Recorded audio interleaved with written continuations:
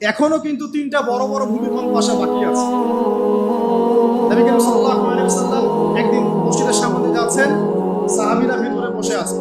সাহাবীরা কোন একটা বিষয়ে কথোপকথন করছেন। নবী করিম সাল্লাল্লাহু আলাইহি ওয়াসাল্লাম জিজ্ঞাসা করলেন, তোমরা কি নিয়ে কথাবার্তা বলছো? সাহাবীরা বললেন যে আমরা কিয়ামতের আলামতগুলো নিয়ে কথা বলছি। তখন নবীজি বললেন সাল্লাল্লাহু আলাইহি ওয়াসাল্লাম, 10টা আলামত আসার আগে কিয়ামত হবে না। কয়টা আলামত? 10টা। এই 10টা আসার আগ পর্যন্ত কিয়ামত হবে না, নিশ্চিত থাকতে পারো। কিন্তু এই 10টা কবে চলে আসবে এর কোনো গ্যারান্টি আছে? নাই। 3 নাম্বার হচ্ছে দাব্বাতুল আরদ। জমিন থেকে একটা অদ্ভুত প্রাণী বের হবে যে মানুষের সাথে কথাবার্তা বলবে। এটা হাদিসে আছে কিন্তু। তো আমরা এখন নিঃসন্দেহে 90% মানুষ বিশ্বাস করবে। এবং যারা একটু বেশি চেতনাধারী তারা বলবে যে মোল্লা মুর্শিদের কথা শোনো, প্রাণী বলে আবার কথা বলবে।